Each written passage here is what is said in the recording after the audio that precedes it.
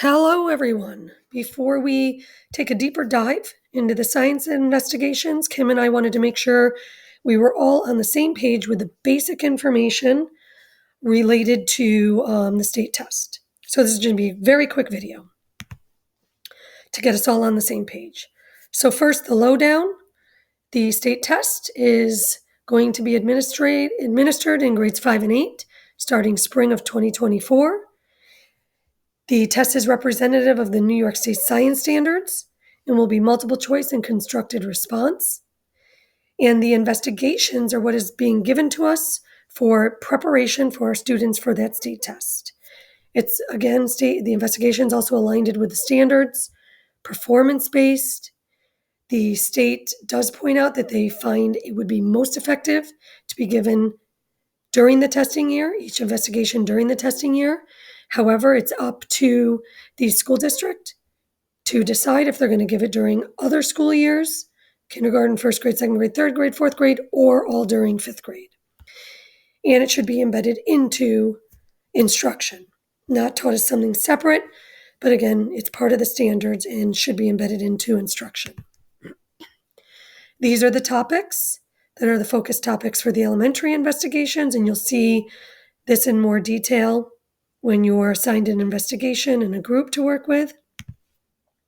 This is intermediate investigation topics.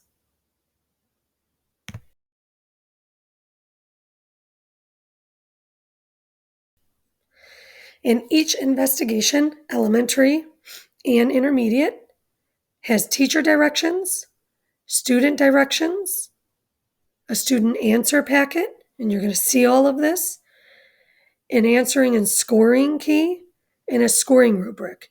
And when we were doing our research, we learned also that the scoring rubric is a guide, and it is left to the teacher discretion on how the grading can take place. There's a good amount of lab equipment needed for the elementary investigations, and you'll see the breakdown as to which items are needed for which investigation when you look at your investigation in more detail. And then there's also other materials that are needed that are not considered lab materials. And same thing for intermediate.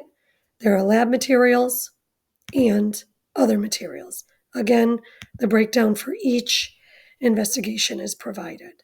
So today's task, we're going to have a mini PLC take place.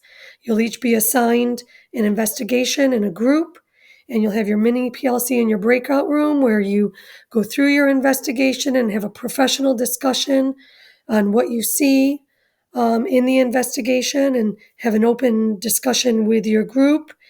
Some discussion questions will be provided to you, but you don't have to stick to that. It's just a guide to get you started, and your professional discussion can take you wherever it takes you.